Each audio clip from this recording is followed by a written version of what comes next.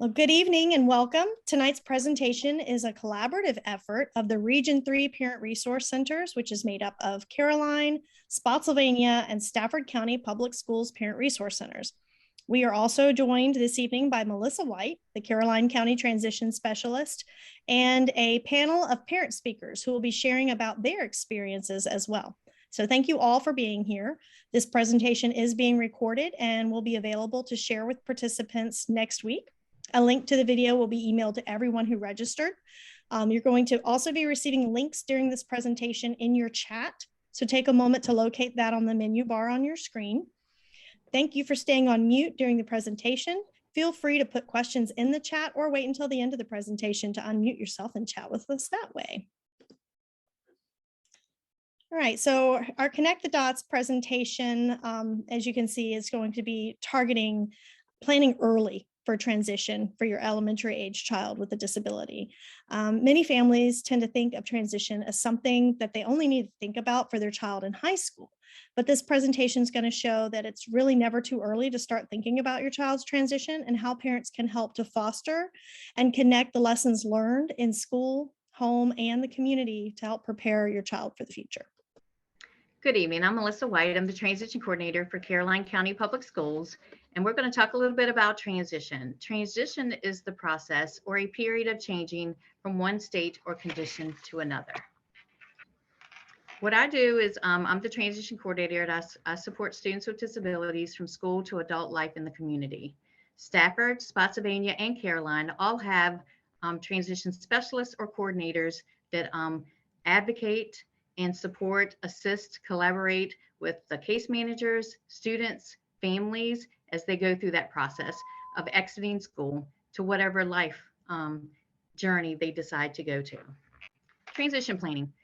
It's required by law in the child's IEP at age 14 in Virginia.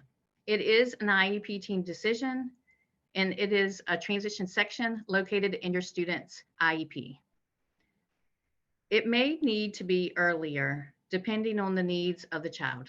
Again, it's an IEP team decision. So if your IEP team decides that your child needs it prior to age 14, that's appropriate as well. It should begin at home and in the community at a very early age. Ideally, when the student is found eligible for special education services, that should be the time that your coordinator or your specialist or someone within your school division makes that step to say, okay, let's start planning, because the process is very quick. You start at elementary, and before you know it, it's graduation and your student is exiting school. The link that you see at the bottom of the screen is from the factfred.com. It's a transition guide that the Fredericksburg area community on transition designed, and it goes into great detail about transition from beginning to the end. So please check that out. It's free, and the link is located right there. Hello, I'm Susan Gale with I'm the coordinator for the Caroline County Public Schools Parent Teacher Resource Center here in Caroline. And what you're looking at here on the screen is the links that we'll be talking about tonight. So those will be referenced in the presentation, and they can be found on the helpful links document. This is a hyperlink document. It can be accessed online. And to access this document during the presentation, it has been posted into the chat. So you can click on that link there to be able to go along with us with those particular resources. If you are watching this on a recording of the presentation on YouTube, then you'll be able to click on that description of the video below to access the helpful links document. So what can you do to begin this planning? First of all, it needs to be done starting at home. And we can do this by involving our student in family activities, also including them and helping them to understand how to do self-care skills, giving them responsibilities in the home, such as chores or different things that they can take care of independently on their own after we've taught them how to do it, some self-help skills, and then identifying interests that they may have. We're going to pull up the life skills PDF link right there. You'll see that right there on your screen. And you'll see that this is categorized by age. We know that all children develop at different times. So some of these may overlap. And it just kind of gives you a guide of what to look for and to be able to help them along and to be able to plan for what they need to do at their next level within their age group. Again, looking at these lists, don't worry about how that your child may not be doing certain things at certain times. It's just something for you to kind of have a gauge to see how to prepare them for those different skills. Everybody develops differently at different times. So that's a great resource to understand what is expected during certain age groups. All right, what can you do to begin the planning? In your community, you can talk and interact with extended family and friends. Involvement in community activities, it's a great time for for your student to be involved in some volunteer work and also some career awareness. We're going to click on the link for the Connect the Dots PDF. And on this particular handout, it gets into greater detail of the different ways that you can involve your student in the community, what you should do, how you can match that with their interests, coordinating with other families, connecting with different leaders, teaching responsibility. That's a big one because kids don't know how to do these things automatically. Be creative with what they may like to do. As they get older, well, even at an elementary age, we want to make sure we're limiting their screen time because sometimes they get caught up in their screen time and don't even open up to any other activities. Limit part-time jobs when they're old enough to do that. And remember to keep balance with everything that we're doing. Also on that second page of that handout there for the community, build your child's team. And we're going to talk a little bit about that in a couple of slides later. Talk with other adults that can be helpful for your children to be able to build relationships with adults that they can check in with. It kind of gives you a break as a parent to have other people involved in their life. Thank those who take the time to do that, encourage those connections, and help them to connect to new places. Building your own team, and again, we're going to talk about that when we talk about the circles of support. Strengthen your partner relationship, getting together with other people to strengthen those relationships. Build relationships in your neighborhood, connecting with other parents. It's really beneficial. And then stay involved during stressful times. We rely on other people all the time as adults to help us get through stressful events. This is equally as important to help our students to develop those kind of relationships as well in the community, to know who they can call on when maybe mom and dad are kind of busy and they need to talk to somebody. Having those relationships will help them to get through any of those events that they may have to do. But also, again, we want to help them to get involved in the community, build those relationships, have other people. Remember, we talk about a village. It's how we raise children. It's building that village around them. And this is part of that. The next resource, helping your child connect with others in the community. This is another one. People other than friends can help us in different ways. We know that. Sometimes your child may be involved in sports and have a coach that they talk to.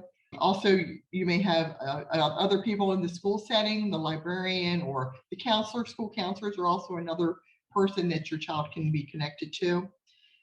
Children who are connected to other people in their extended family, friends, and neighborhood have a better sense of belonging to a network and a place and a community. And it's opportunities for them to learn about getting along with others and who to go to for help. Extended family and family friends, again, those are people that are great to have in that circle of people that are there for them. And then there's other tips that are offered on that handout as well. Now, circles of support. This is a great way to kind of organize who are the people that are important in your child's life. This is built all through the child's life. It's for now, and it's also for the future. But keep in mind that these are things that are constantly changing. people that are in your life change all the time. And even us as adults, we may have different jobs. We have really strong relationships in those jobs, but then when we change a job, those relationships change, don't they? So we are always changing the relationships and the support that we have in our life. So we have to kind of help our children develop that as well. So this is something that should always be flexible. You see in the center of that, it always starts with the child in the center. They're the ones that we're talking about. And as that child, as you move out of that circle, you will see that the important people that will be next to that child, it certainly is the close family. If you don't have close family available, it may be a close friend that is somebody that can step in and help your child. They may be the people that have to help you with appointments and things like that, if you're unable to do that. So this would be where that person would be, or those people would be. You really need to have more than one in each of those circles, because something may happen where that person is not available. These are people that you trust the most. The ones that are closest to that circle of your child is the people that you trust the most, that you would feel confident that your child is safe with them. And that's why we usually say it's usually close family. And if you're a person that has moved around a lot, maybe, military families move around a lot, sometimes you have to develop other relationships with people that are not family, that have to be able to help you to take care of these things. And they would be people that you would trust as well, and that your child can trust. As you move out of that circle, go into that second area circle around your child. This says extended family and good friends. Again, these are people that you trust. The ones that were closest to your child would be ones that would know all of the details about your child. Maybe even know some financial things about your child. But as you move out of that circle, the trust level is a little different, and you don't divulge all of your personal business to the people as you move away from that circle of the center.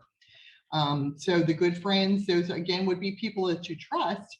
And as you move further out, the acquaintances, they may be people that you trust a little bit, but these would not be necessarily people that you're going to send your child with to be alone with, because you may not know them well enough. They're just acquaintances.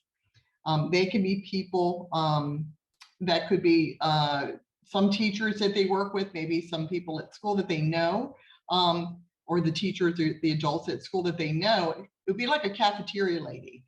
How close is that person to your child? They may see them every day, but how much do you have conversation with them? Or does your child have conversation with them and really get to know them?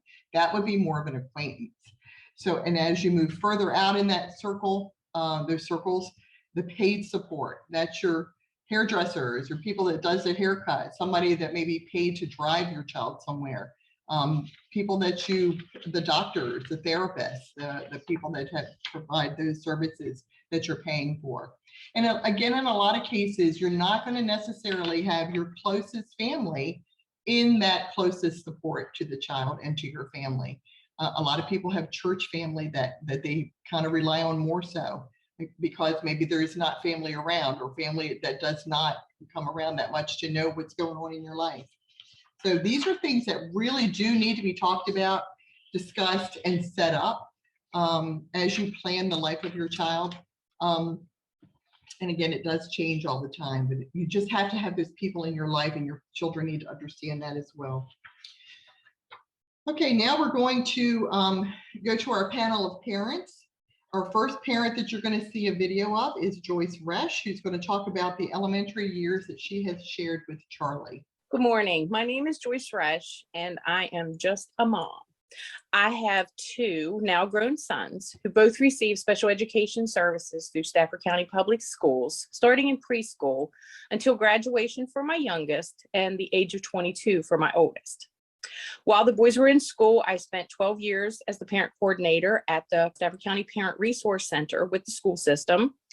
And while no longer an employee, I still serve as a parent member of the Fredericksburg Area Council on Transition, also known as FACT. And I'll tell you a little more about that later. While both of my boys' educational services looked completely different based on their unique needs, I was asked to share a little more in depth about my oldest son, Charlie, and some of the transitions he experienced in elementary school as a student with a physical disability. Now, to just give you a quick snapshot of Charlie, who is now 29, he is a young man who was born with cerebral palsy. He was diagnosed with an intellectual disability around the age of 6 or 7, diagnosed with a mood disorder at 14, and autism. Now, that was formally diagnosed just a few years ago, but he had autistic tendencies that were recognized as early as elementary school. Now, I know it sounds like a lot, and y'all know I'd be lying if I said that every day is sunshine and rainbows, but all in all, he is a pretty great guy. Now, I know that most of the time when we hear the word transition, our brains tend to automatically fast forward to life after school, college, trade school, jobs, living on your own. And sometimes when we have younger guys, we think, I don't need to know about that yet. But transition really is something that affects our guys at all ages. And we want to make sure that we at least get you to thinking about it as early as possible. When a student goes from a self-contained classroom to a general education classroom, they're transitioning. Or when they're participating in art, music, or PE. How about going into a loud lunchroom with a lot of other students, riding a bus, going on field trips, participating in fire drills, working with multiple adults in a variety of settings? These are all situations of transition. And while every student experiences this, not every student does so without challenges and may require something extra to help them be successful. Throughout elementary school, Charlie experienced challenges in all the types of situations I just mentioned. So a lot of Charlie's, we'll call them transitional needs, might be reflected as part of a goal or listed as an accommodation in his IEP. And as most of you know, that's their individual education plan. And this was especially important when we were looking at life skills, functional skills, behavioral and communication skills that all impact our daily lives. We wanted to make sure that those were included in the IEP as well. Now, with that being said, the local PRCs have Full Life Ahead books that are available to you at no cost. And this is a wonderful resource that will really help you focus on those skills your child will need when transitioning. They also typically offer Full Life Ahead workshops at some point during the school year that I encourage you to check out. Now, we focus on Charlie's transition needs across all environments, not just school. So we were always going different places, meeting new people, and putting him in all kinds of situations. We were actively involved in Special Olympics, different church activities, and of course the normal stuff like running errands, doctor's appointments, and going out to eat at restaurants. That happens to be one of Charlie's favorite things to do now. Part of Charlie's education plan also required addressing his adaptive equipment because of his physical disability. So Charlie had a wheelchair, a walker, leg braces. He also used special writing tools and multiple other devices, all of which involve components of transition on a regular basis, and those were involved in his IEP. For Charlie, it was important that every time there was a change with his equipment, the IEP team was notified to update his information. When he started struggling academically early on, that was another time we got together to look at some additional testing and reassess his educational goals. If I started to notice anything out of the ordinary, I would talk to his teacher, because while it was important that he was challenged, it was equally important that he not become frustrated and shut down.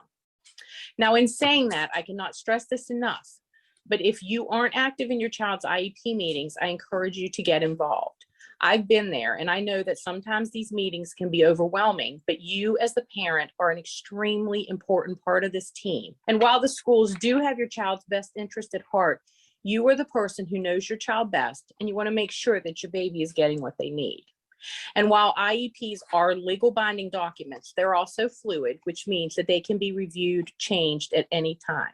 And you, the parent, can request an IEP meeting. And I won't sugarcoat it by saying that every meeting will end with everyone happy and on the same page. Sometimes there will be disagreements, and take it from me, tears. But please don't be discouraged. You are your child's greatest advocate. Now, I've always been the mom actively seeking out information about my child's disability, joining support groups, reading books, attending workshops, reaching out to other families. You name it, I've done it. But I also know that jumping in head first isn't comfortable for everyone, and that's totally okay. We all travel this journey a little differently. And just know that when you are ready, there are some wonderful folks who can help you. Now, with transition fresh in your mind, some big ones that I just want to briefly touch on before I finish up are going from elementary to middle school. Toto, we are not in Kansas anymore. And then from middle to high school. Remember that at age 14, the IEP will include a transition plan. And this is looking at life beyond high school. What kind of job are they interested in after they graduate? Do they want to go to college, live on their own, have a family? There are no wrong answers at this point. And remember, we want them to dream. Thinking back to my years at the Parent Resource Center, I talked to so many parents of children with disabilities who were ready to exit school, and they had no idea about the transition plan or the adult agencies in the area to contact for support. Please keep in mind that while nothing I'm saying is to make you start overthinking, but rather just to remind you that this is going to happen and you have the information tucked away for when you do need it, because eventually you will. School was always a safety net for me, but now as I look at my soon-to-be 30-year-old adult child, I still have absolutely no clue where the time has gone. But I do know that I am so very blessed for all the people, agencies, and organizations who helped along the way and are still helping. Early on, I mentioned that I am still a member of FACT, the Fredericksburg Area Council on Transition.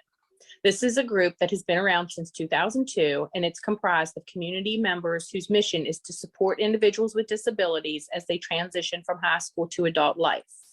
And you can find their information at www.factfred.com. You can also find previous workshop recordings on the website on a variety of transition topics. Now, some of the organizations that are represented on this committee include local school staff, the Disability Resource Center, the DRC, Rappahannock Goodwill Industries, RGI, the Rappahannock Area Community Services Board, RACSB, the Department of Aging and Rehabilitative Services, DARS, Service Source, as well as parents and people with disabilities. This committee meets monthly at the Disability Resource Center while school is in session. And while COVID has not allowed for in-person presentations the past couple years, FACT members have worked diligently to continue providing important transition information to families virtually. They have created an amazing transition guide, and in closing, I encourage each of you to get a copy.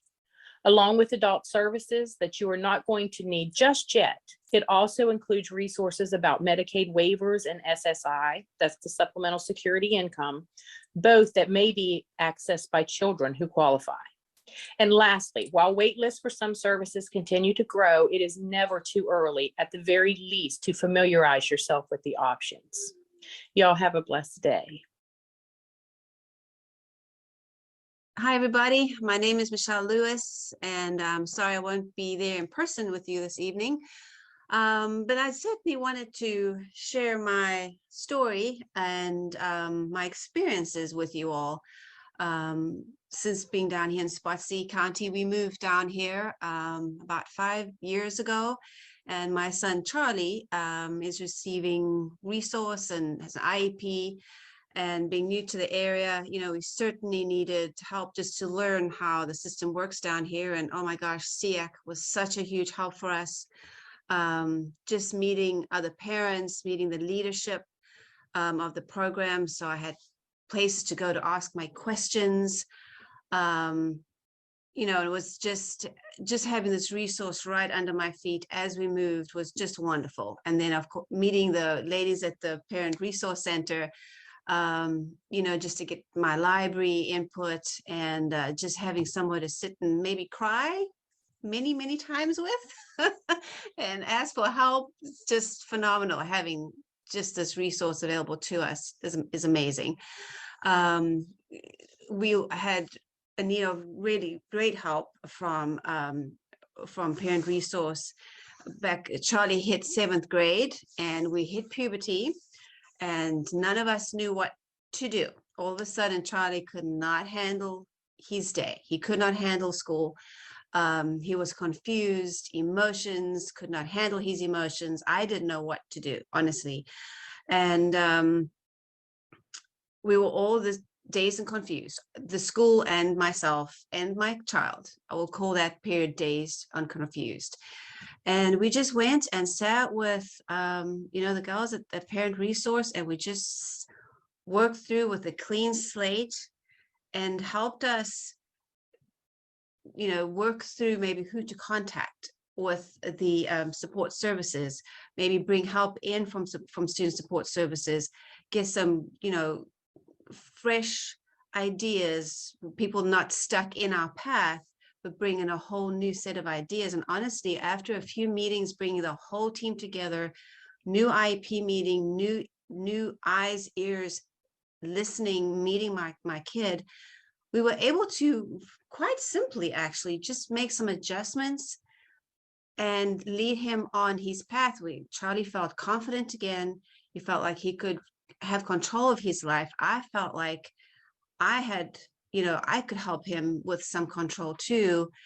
We had a map of support from Parent Resource Center, from Student Support Services. I had a whole team with me. And honestly, we gently, carefully navigated through this period to get Charlie on track. But more importantly, I became educated on how to watch out in the future as we go forward, because obviously I've learned, we are now in high school, there have been many glitches and will be many more glitches on this path. But having that foundation put under our feet as to how fabulous truly this county is, with the support that is available when you hit that cross in the road. Sometimes it's just a little kink you weren't expecting, and sometimes it's a total meltdown moment. The support is there, but having SEAC and having the Parent Resource Center, sometimes it's intimidating going to student support services when yes, we know we have those services available to us, but it's also intimidating as a parent when you don't really know even what questions to ask except one word, help. But going with people from SEAC, going with support with the Parent Resource Center, they can help map that path. And I think that is what's so helpful, meeting other parents that can say, oh my gosh, been through this. I'll just sit and talk to you here, cry on the shoulder right here. I've been there with you. I know what you're talking about. You just feel like you're part of a community. You're not on your own. And there's other folks that can certainly just help guide your path. And now I'm one of those people that I feel if someone sees me in a meeting, can come up to me and go, oh my gosh, I heard you went through this. What did you do? Can you help me? And so our wonderful community expands.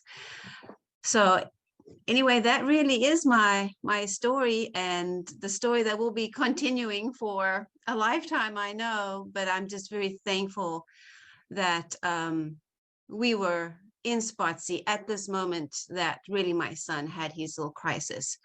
And that those layers and layers of support were in place for us, and that we were gently guided and shown the correct path. So good luck to you all as we're all together in this journey, and looking forward to seeing you at some point all in person soon as we get this stupid virus taken care of and we all get back on with our lives. All right, take care, everybody.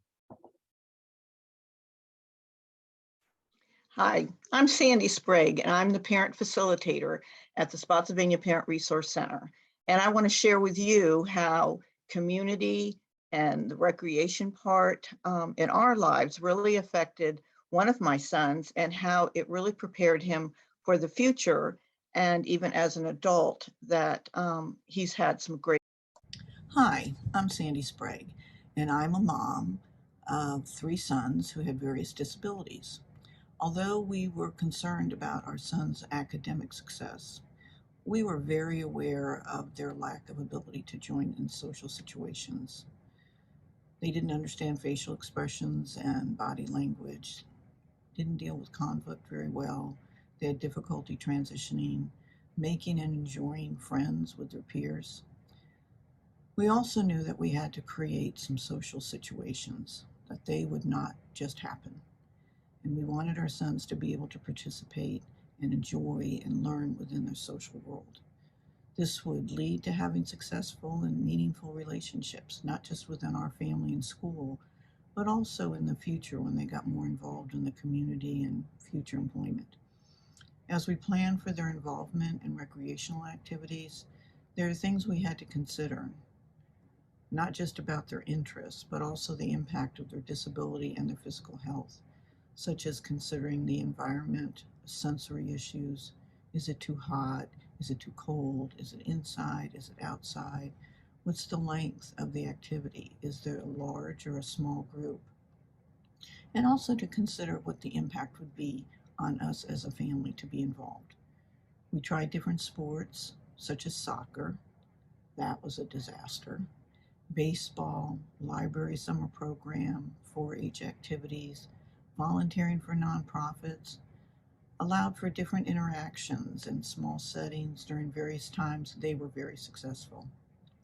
When one of our sons was 8 years old, we decided to sign him up with the Parks and Rec after-school bowling program. He was not thrilled at all. But there was an incentive that would guarantee his participation.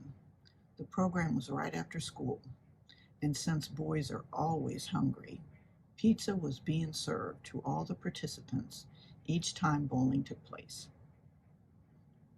The love of pizza allowed my son to ignore the noise and the lights and the other environmental issues for him. So as time went along, he acquired some friends, and he looked forward to bowling and actually entered into some competitive league activities.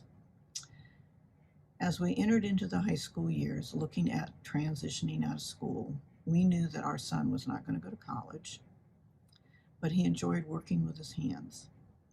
And through a vocational assessment, it verified his strengths in several vocational careers. During this time, he decided on his own to join an adult bowling league. And though through this, he met a fellow bowler who actually owned a small business, and he was looking for an electrician's helper. Our son was hired. He enjoyed the employment.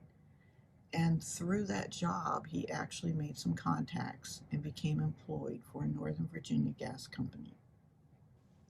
His job allows him to have a company vehicle. He has contact with minimal persons. He has structured tasks. He has technology to support him in his duties. So as I now view my adult sons and the relationships with their friends and family, I can really see the benefit of the community and recreational involvement that we participated in, and especially what it did for them.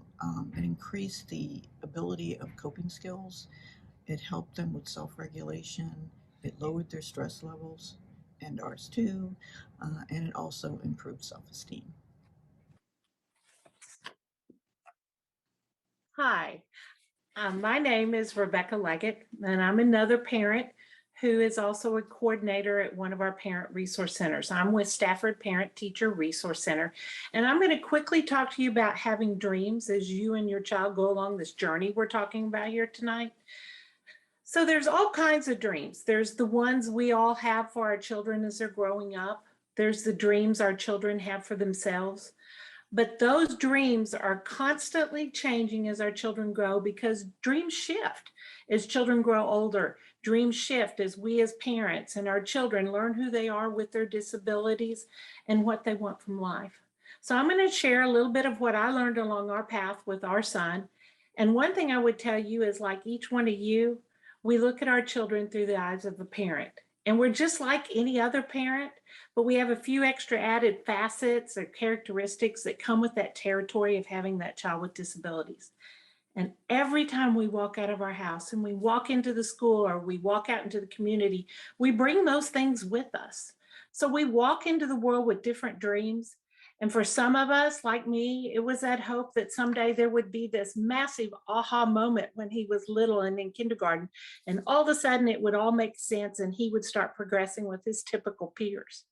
You know, for some parents with kids with behavioral concerns, they're walking into the community and they're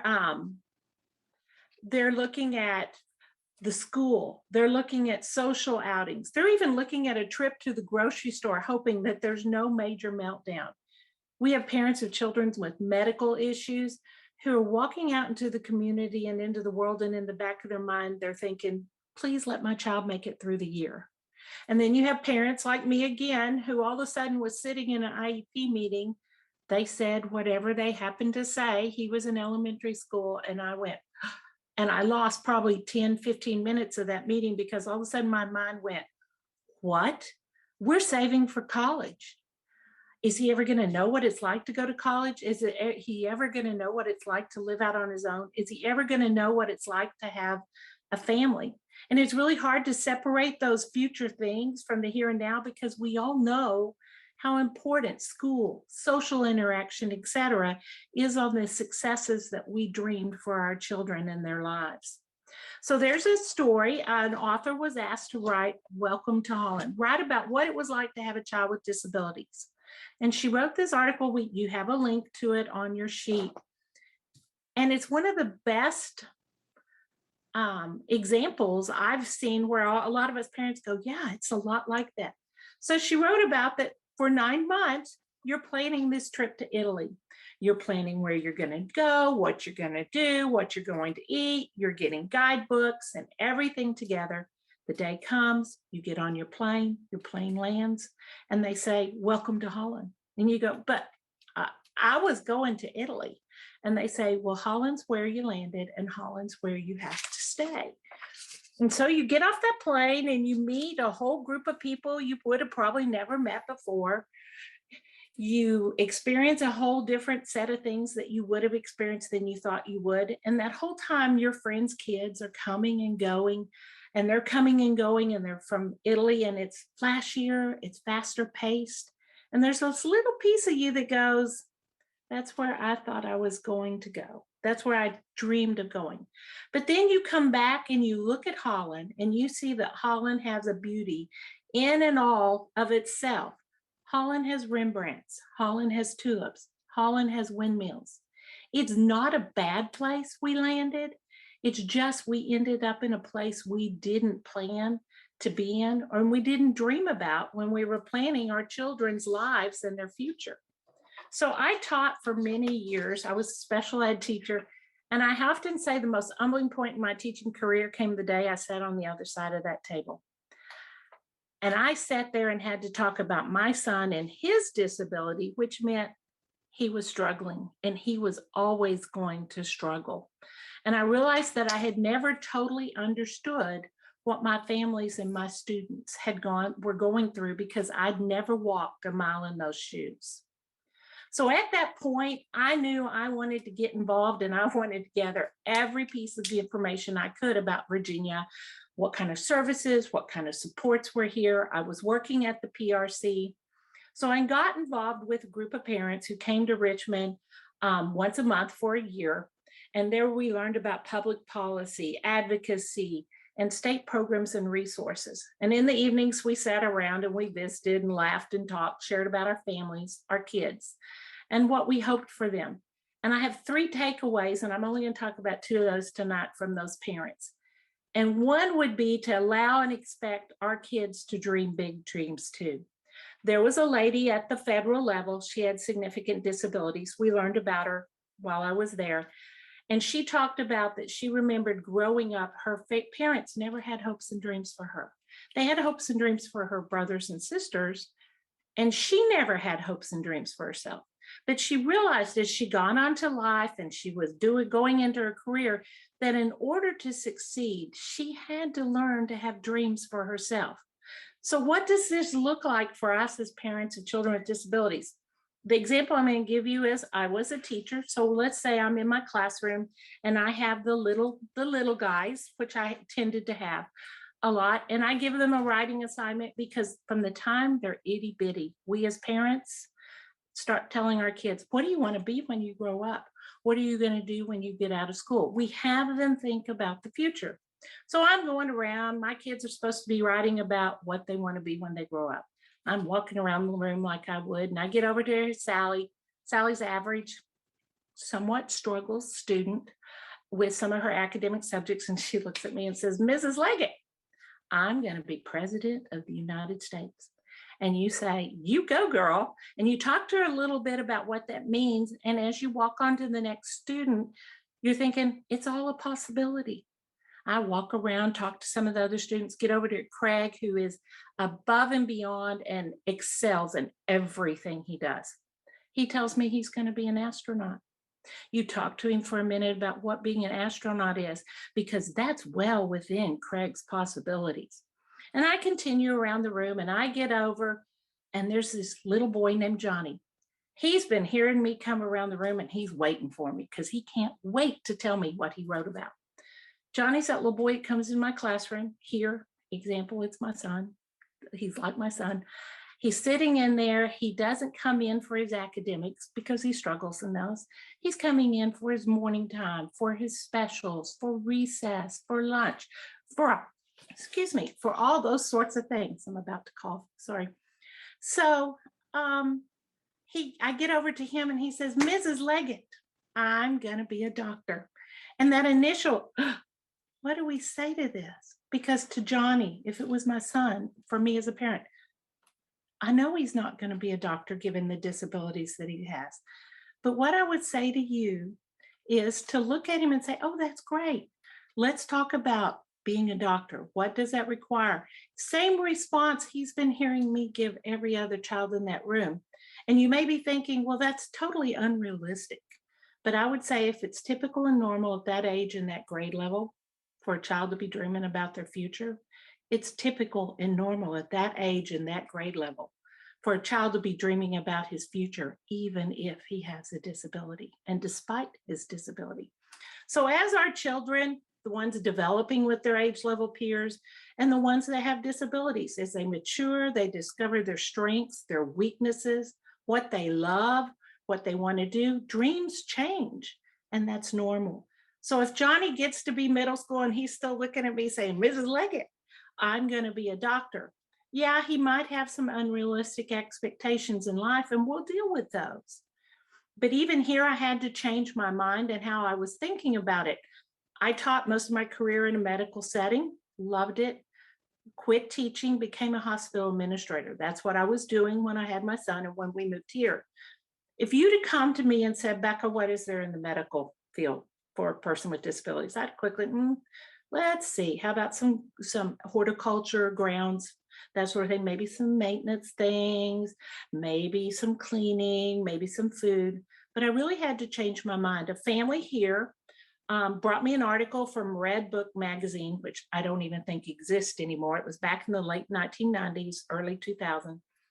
And it was about a nurse who said, you know what, I want to hire people with disabilities and I want to put them in a surgical unit. So the hospital said yes. They hired a group of individuals with disabilities. They placed them within a surgical unit. They had them doing things like setting up surgical trays with all the equipment. They had them setting up surgical units with blankets, towels, all those things they need. And they had them running the autoclave machine, which sterilizes the equipment. And what they found after a while was that was a massively successful program. And a few of the things they noted about the individuals that they had employed was they were amazing employees. They were happy with their jobs. They were extremely hard workers. They were thorough in what they did. They were dependable, so much so that one young lady with Down syndrome was taught to clean baby isolates from the NICU.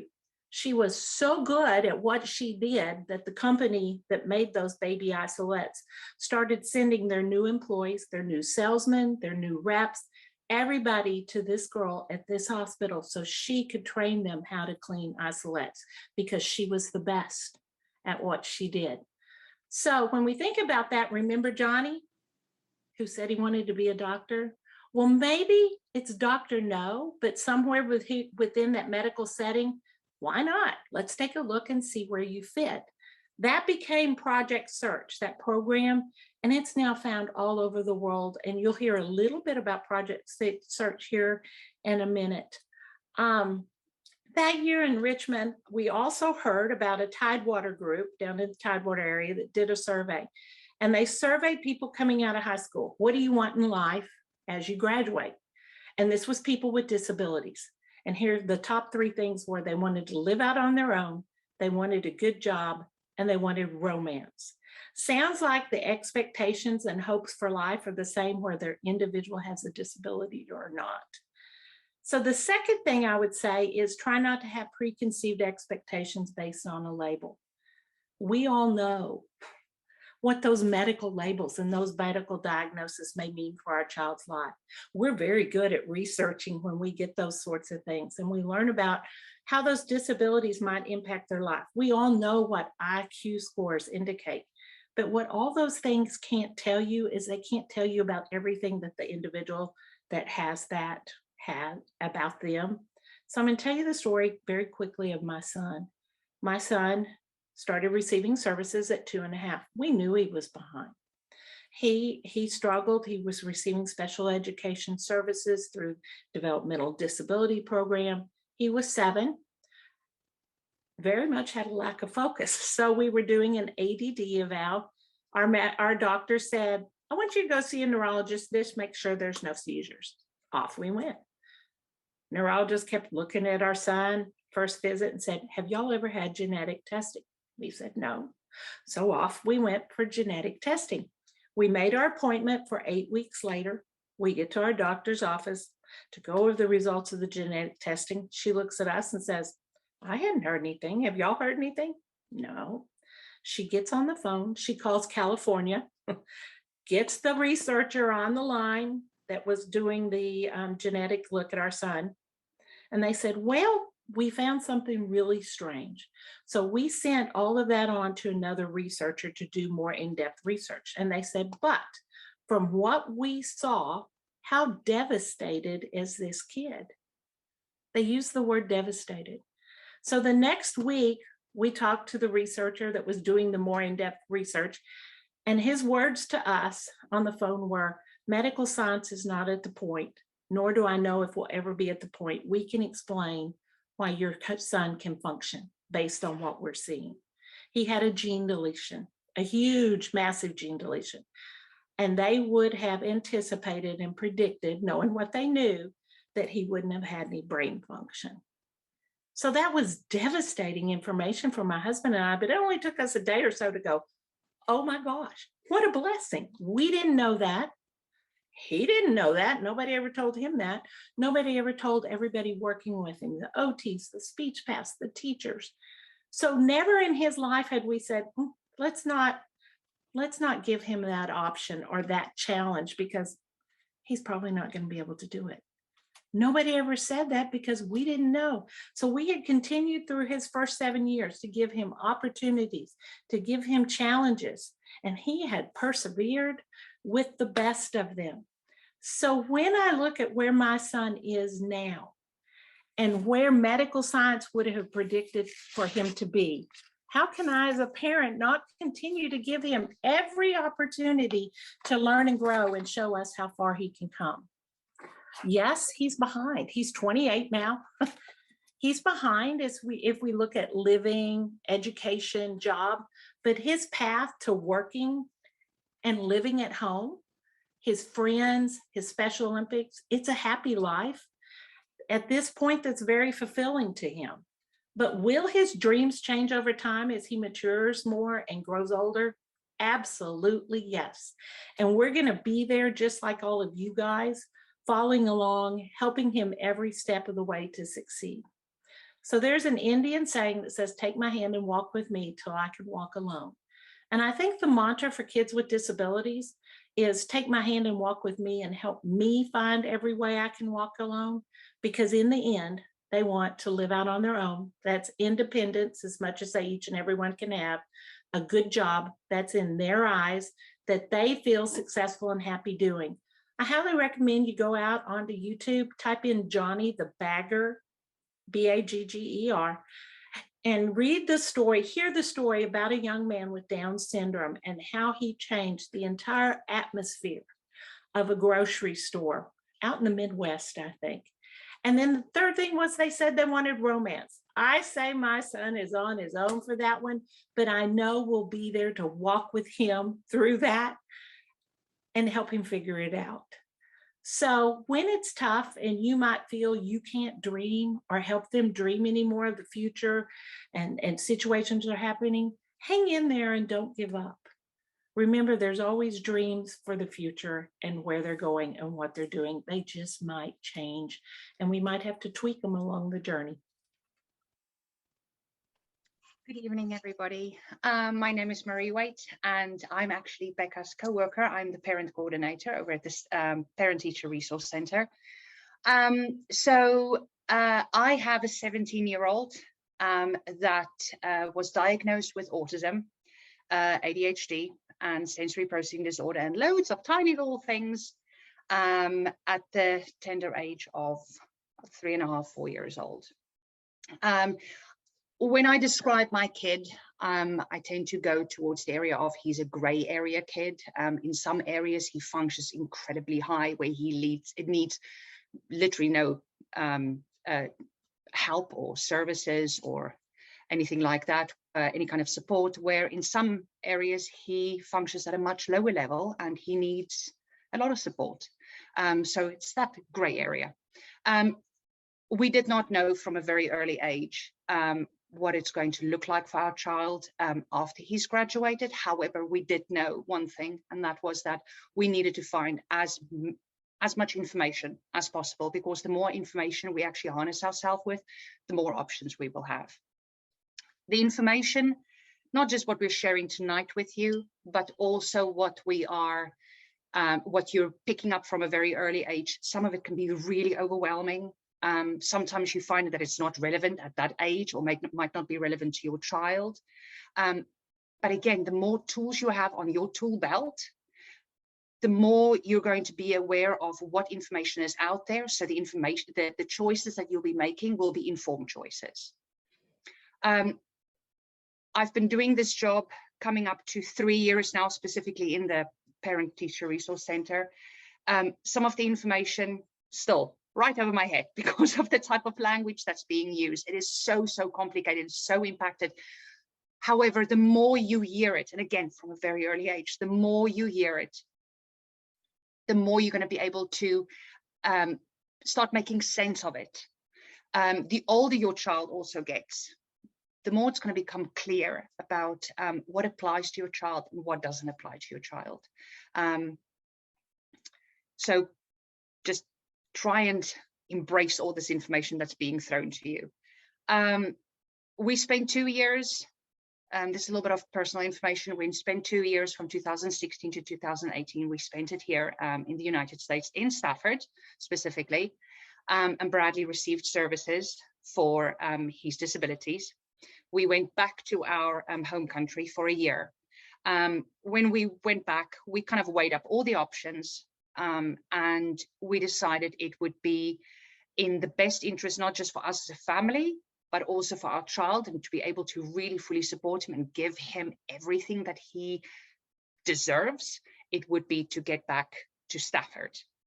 The services that he doesn't just get in school, but the possibilities that are actually available to him outside of school, it's absolutely fantastic. So we decided to return, and here we are permanently. So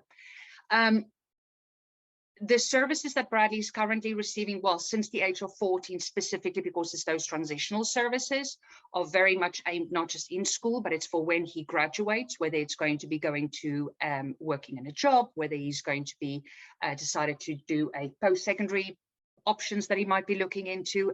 It's really addressing those things as well. We as parents also value our the role that we play around that IEP table, knowing that we are part of helping to formulate those decisions that's going to count towards him having a successful future. That's absolutely invaluable. Our son currently receives services, like I said, not just for in school, but to prepare him for outside as well. He is very eager to go to college one day and get a degree. And we obviously will support him no matter what. Like Becca said, you know, it's supporting them in dreaming. And if he decides to do something else, we will have backups because we will have that information. So we've actually enrolled our son in one of the local community colleges for the summer in a summer course, shall we say. It's taking a class that's going to help prepare him for what it might look like when you go to college, because it's very different to sitting in a classroom.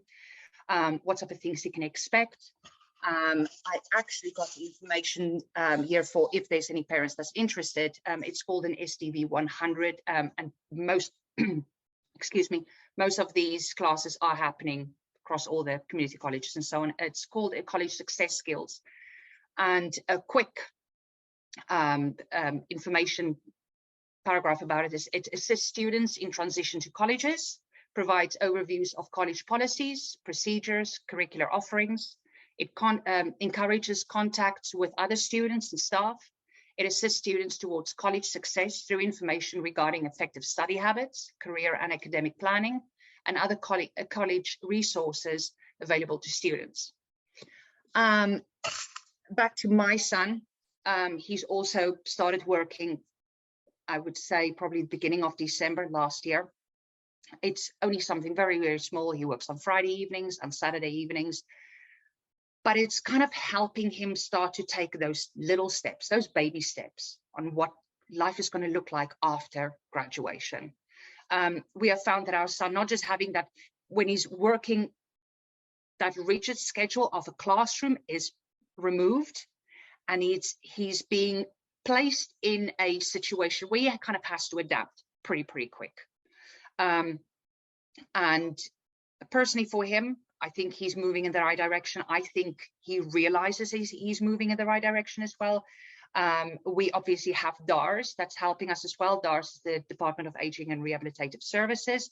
They have spent a few hours with Bradley, training him on the job. Those hours obviously land over a period of time. It's not just in one evening, to try and prepare him as much as possible.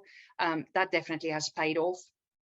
And he seems to be a really, really happy kid. So in short, to kind of sum up what I kind of brought to the table tonight, is that transition starts at a very, very early age, trying to get as much as the information. So when you are making those decisions, when you are starting to look at what choices are out there for your children, the information is going to be right at your fingertips. I'm going to finish off by talking just about it, mentioning a few post-secondary options. These ones, most of them that I'm going to be mentioning tonight, are going to be available in the transition guide.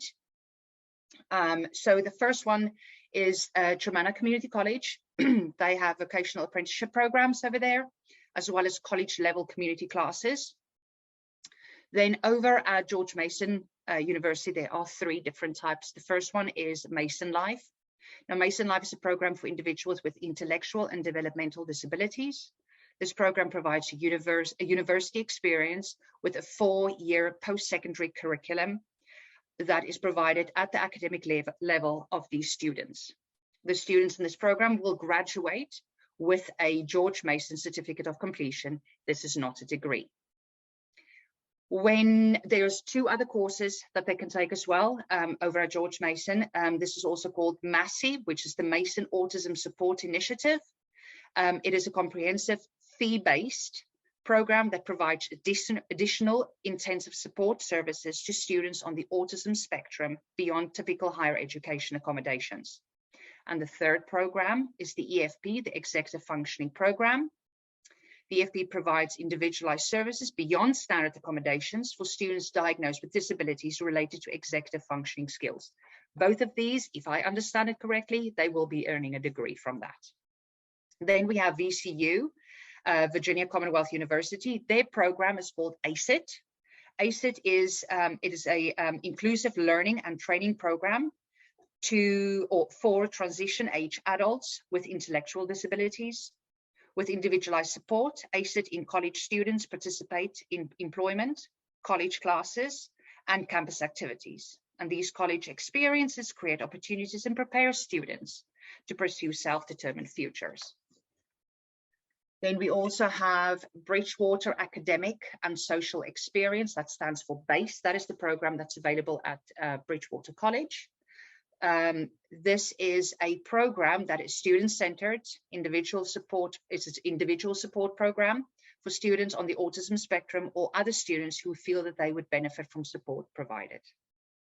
And then the last one that I can mention is a vocational program that is based in Alexandria, and it is given by the Center of Employment Training. They do not only just teach the trade skills in a growing field, but they also provide supportive services and job placement services as well. These are elementary career resources to check out as well. We've got the Virginia Career View, I'm Determined, Virginia Career Clusters, Paces Center, and Crosby Industrial School District elementary career resources. Definitely worth checking those ones out. And then the next one, we have some career inventories.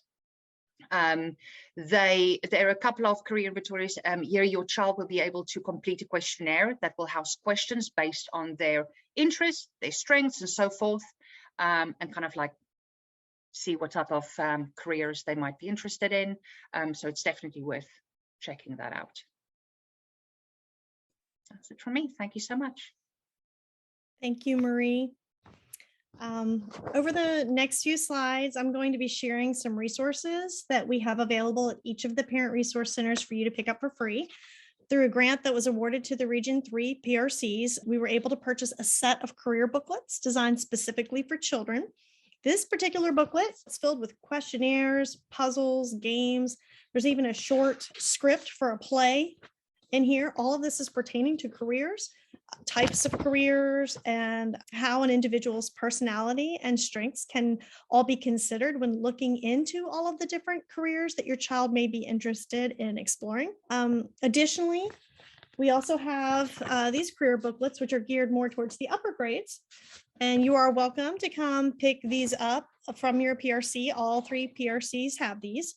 These career booklets are going to be more focused on the post-secondary training opportunities for different types of careers, as well as, the statistics of expected career growth, information on salaries, other just important tips for your child as they move into the high school years. And this is one that you've probably heard us reference throughout. I think a couple different people talked about it. The Full Life Ahead workbook, and you can see how this is a very substantial workbook here. It's got tabs for all the different sections. I'm not going to go through it, but this is something that you can also pick up for free from any of the parent resource centers. This resource was written by parents of children with disabilities. Their goal was to create hope, encourage dreams, and set expectations and establish a plan of action to achieve opportunities for their children to be a productive, contributing member of their community. Full Life Ahead assists parents to look beyond just the academic goals for their children and really focus on creating experiences and building relationships, making connections, not just at home, but in the community as well. A couple of the pages that I just wanted to share with you that are in the Full Life Ahead book in the About My Child section, they provide a helpful checklist of those same skills that Susan spoke about earlier when considering the types of skills that parents can begin fostering at home and in the community as early as elementary school. So keeping in mind these skills that you would want your child to have as they prepare for life after school to the maximum extent possible for their individual abilities, you can use this to ask yourself, what are the small things that you can begin working on now that will help build these skills for your children over time? This book, which would cost you $30 online, you can pick up for free from the Parent Resource Center. These were also paid for by a grant. We do also have this presentation on factfred.com. If you click on the previous events tab on that website, you'll be able to scroll down and find the YouTube video that we recorded. I think it was last year we did this presentation on Full Life Ahead. So feel free to watch that and then, come on by the Parent Resource Center and ask for the book because we've got plenty of them left and we're happy to hand them out. So stay on at the end of the presentation if you would like to get the address of any of your county's parent resource centers. I think that about wraps up. So thanks so much for joining us, everyone. We really enjoyed having you tonight. Thank you, everybody.